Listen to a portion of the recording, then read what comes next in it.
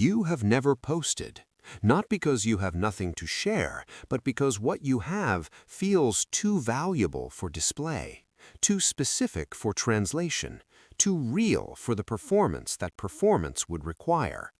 Your love exists in the space between public and private, in the deliberate choice to keep what is yours invisible to others, not because you are ashamed, but because you are protective, because you have learned that what is shown is diminished, that what is shared is consumed, that what becomes content becomes commodity. By the end of this video, you will understand why your refusal to show off is not absence of pride, but presence of wisdom. Why your privacy is not secrecy, but sanctuary, and how your generation's specific relationship to visibility has created capacity for intimacy that intimacy's exhibition cannot capture. The architecture of Gen X privacy is built on historical experience of transition. You remember before the platforms, before the constant documentation, before the pressure to perform connection for invisible audience. You remember when love was witnessed only by those present, when celebration required no external validation, when the value of experience was determined by those experiencing it rather than by those observing.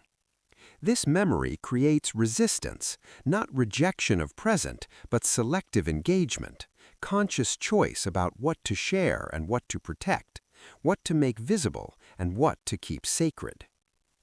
What showing off costs is not obvious because it is gradual. The transformation of experience into content, of memory into post, of intimacy into performance for others. Each demonstration for audience shapes what is demonstrated, making love's expression conscious of observation in ways that observation's absence prevents. You have chosen, perhaps without choosing, to preserve what can be preserved only through protection, the unobserved moment, the unshared gesture, the specific intimacy that intimacy's visibility would generalize. Your partner knows what others cannot see. This is the gift that privacy provides, knowledge that is exclusive, shared only between you, accumulated through years of witness that no one else has provided. The meal you cook together, the show you watch in silence, the touch that requires no announcement, these are not failures to celebrate. They are celebrations so complete that external addition would be subtraction, so full that display would be diminution. Consider what you protect through refusal. Not the image of perfect relationship. Your relationship is not perfect. You know its wounds. You have survived its failures. But the space where imperfection is allowed, where difficulty is not documented, where repair is not performed but practiced. This space requires protection from visibility because visibility requires performance, and performance prevents the very repair that performance would simulate. What makes your privacy specifically Gen X is its relationship to irony.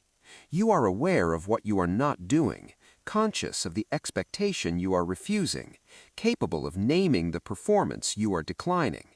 This awareness does not make your refusal superior. It makes it chosen, deliberate, yours in ways that unexamined refusal or unexamined compliance would not be. Your children, if you have them, may interpret your silence as absence, your privacy as shame, your refusal to display as failure to value. They have grown up in different atmosphere, where visibility is default and privacy is suspicion, where showing off is connection and withholding is pathology. You cannot explain what they have not experienced. You can only continue, demonstrating through practice what words would diminish, that love can be real without being visible, valuable without being validated, present without being performed. Tonight, you will do what you do, celebrate without audience, love without documentation, prefer each other's company to any alternative, including the alternative of others' recognition. This preference is not visible, It produces no evidence of successful relationship, no content for others' consumption, no proof that your love exists. It produces only what it produces, the continuation of what is yours alone, the persistence of what no one else can evaluate or diminish, the intimacy that intimacy's protection makes possible. What you have chosen is countercultural now, perhaps more than when you chose it. The pressure to perform has intensified. The expectation to share has become requirement. The absence of post has become evidence of absence. Your refusal, therefore, more necessary, more valuable, more specifically yours.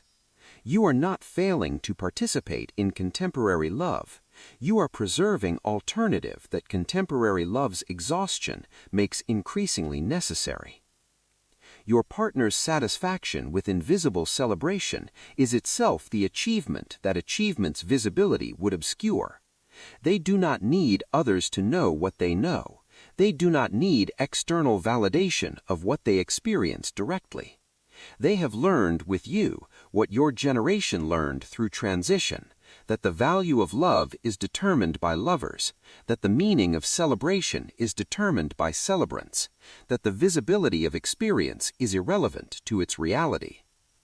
What you offer each other tonight is not content, but presence, not material for others' consumption, but experience for your own transformation.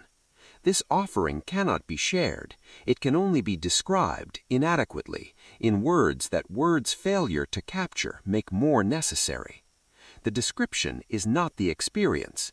The post is not the moment. The visibility is not the love.